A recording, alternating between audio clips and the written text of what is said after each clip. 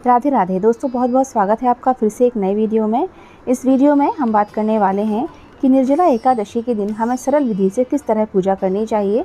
अगर आपके पास ज़्यादा समय नहीं है कि आप अलग से चौकी लगाकर पूजा कर सकें, तो आपको किस प्रकार से पूजा करनी चाहिए जो जल्दी से भी हो जाए, अगर आपको ऑफिस जाना है या कोई दूसरे काम में आप बिज़ी रहते हैं। तो दोस्तों, निर्जला एकादशी के दिन जल का दान करने का विशेष महत्व होता है और इस दिन अगर आप यह व्रत रखते हैं तो आपको जल से भरा हुआ मिट्टी का पात्र अवश्य रूप से दान करना चाहिए, चाहे वह छोटा सा मटका हो या बड़ा मटका हो। तो दोस्तों, इस दिन आपको घड़ा दान करने के लिए घड़े को जब आप मार्केट से लाएं तो उसको आप अच्छी तरह से साफ़ पानी से धो लें। उसके बाद हमें इसको शुद्ध जल से भरना है। जो जल आप पीने के पानी के लिए इस्तेमाल करते हैं वो जल आपको अच्छी प्रकार से बिल्कुल साफ़ बर्तन में भर के रखना है। पहले से वही जल आप इसमें भरें, क्योंकि ये पूजा का पानी है तो कोई दूषित जल इसमें ना हो या कोई भी जूठे हाथ से छुआ हुआ जल इसमें आप ना भरें। इसके बाद हम इसमें डालेंगे थोड़ी सी शक्कर, क्योंकि इस दिन जल पीने में दोष माना जाता है, लेकिन हल्के सा शक्कर मिला हुआ जल पीने में यानी कि शरबत पीने में दोष नहीं माना जाता है। तो हल्की सी शक्कर या गुड़ आप कुछ भी डाल सकते हैं और ज़्यादा मीठा इसमें नहीं डालेंगे, क्योंकि अगर ज़्यादा मीठा मटके में डाल देते हैं तो मटके की ठंडक ख़त्म हो जाती है। इसके ऊपर मैंने रख दिया इसका ढक्कन जो मिट्टी का ही है। उसके ऊपर मैंने एक खरबूजा रखा, क्योंकि खरबूजा दान करने का बहुत महत्व होता है इस दिन। खरबूजा या तरबूजा कुछ भी दान कर सकते हैं। उसके ऊपर मैंने एक सिक्का रख दिया है।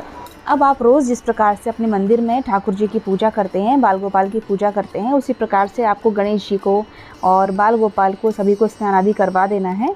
और वहीं पर आपको ये मटका रख लेना है और इस मटके का पूजन भी आपको कर लेना है। तो इस घड़े में आप स्वास्तिक वगैरह बना दें, इसको अच्छे से पूज दें और अपने घर की जो रोज़ की पूजा है वो आपको कर लेना है।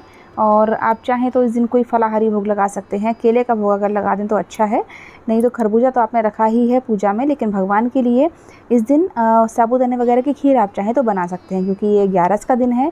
तो इस दिन फलाहारी भोग लगाया जाता है, क्योंकि जब हम व्रत का पालन करते हैं तो वही भोग हमें खाना होता है। तो बस अपने कृष्ण गोपाल की पूजा कर दें। जो भी भोग लगाते हैं आप, उसमें आप तुलसी दल अवश्य रूप से डाल दें। तुलसी 11 के दिन नहीं तोड़ी जाती है, तो आप चाहें तो एक दिन पहले तोड़कर रख सकते हैं। बस धूप दीप दिखाने के बाद पहले आप गणेश जी की आरती कर दें, उसके बाद बाल गोपाल की आरती कर दें। बस इस प्रकार से आपका पूजन हो जाएगा।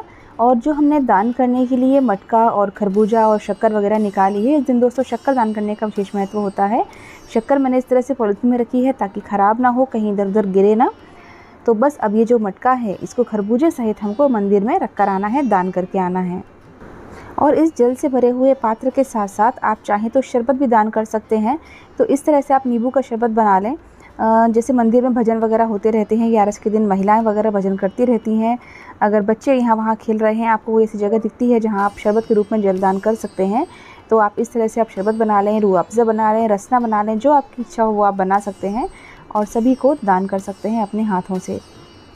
अगर आप ये शरबत मंदिर में ले जा रहे हैं तो पहले आप भगवान को भोग लगाएं शरबत का, उसके बाद ही आप लोगों को वितरित करें। तो ये देखिए, पहले आप शक्कर डाल दें। पीस के शक्कर डालने से वो जल्दी से मेल्ट हो जाएगी, हमको ज़्यादा मेहनत नहीं करनी पड़ेगी उसको घोलने में। फिर आप आइस क्यूब डाल दें और पानी डाल दें, जितना आपको शरबत बनाना है उस हिसाब से। और बस नींबू का रस डाल दिया मैंने। तो इस तरह से आपको बना लेना है। आप चाहें तो रूह अफ़ज़ा या रसना भी बना सकते हैं। डिस्पोज़ल मंगा कर रख सकते हैं आप, चाहें तो अपने साथ डिस्पोज़ल ले जाएं मंदिर में और उन्हीं डिस्पोज़ल्स में आप सबको ये शरबत वितरित करें। तो आप चाहें तो पहले से भी शरबत बनाकर रख सकते हैं, इसको फ्रीज़र में रख लें। फिर जब आप जाएं तब इसको मंदिर में लेके चले जाएं और इस तरह से एक किसी केन में भर लें और डिस्पोज़ल्स ले जाएं। सहायता के लिए अपने किसी बच्चे को साथ में ले जाएं या हस्बैंड फ्री हों तो उनको साथ में ले जाएं। तो ये देखिए, मैं आ गई हूँ मटका लेकर जो मैंने भरा था जल से, जिसकी पूजा की थी, और साथ में मेरी बेटी आ गई है। इस तरह से हमें लेकर जाना है और ये जो जल से भरा हुआ जो पात्र है इसको हमको यहाँ दान करना है। अगर मंदिर में पंडित जी हैं तो आप उनके हाथों में ही दान कर सकते हैं, लेकिन अगर पंडित जी नहीं हैं तो आप इस तरह से मटका रख दें और ऐसी जगह पर रखें जहाँ पर किसी का धक्का वगैरह ना लगे और मटका टूटे ना। अगर कोई ज़रूरतमंद हो जिसके पास आपको लगे कि वो बहुत गरीब है और उसको ज़रूरत है, तो आप उसको भी इस तरह से कोई जल का पात्र दान कर सकते हैं। दक्षिणा के बगैर कोई भी दान दोस्तों अधूरा रहता है, तो वो आप ज़रूर रखें। फिर दोस्तों, आप जो शरबत लाए हैं और डिस्पोज़ल के साथ आपको डिस्पोज़ल्स वहाँ पर भर कर, मंदिर है जिनका, जो भी भगवान का मंदिर है, हनुमान जी का, शंकर जी का, राम जी का, वहाँ पर आपको रख देना है वो डिस्पोज़ल शरबत भर के। और उसके बाद जो वहाँ पर बुज़ुर्ग हों, कोई भी हों, बच्चे खेल रहे हों, जेंट्स बैठे हों, सभी को आपको वितरित कर देना है और बड़े बुज़ुर्गों का आशीर्वाद लेना चाहिए इस दिन ज़रूर से। और दोस्तों ये 11 का दिन है तो आपको तुलसी माता की पूजा ज़रूर करना चाहिए। सुबह के समय आप जल नहीं चढ़ा सकते इस दिन, क्योंकि तुलसी माता इस दिन 11 का व्रत रखती हैं जो कि निर्जला होता है विष्णु भगवान के लिए। लेकिन थोड़े से हल्दी कुमकुम से आप उनका पूजन करके भोग लगा सकते हैं।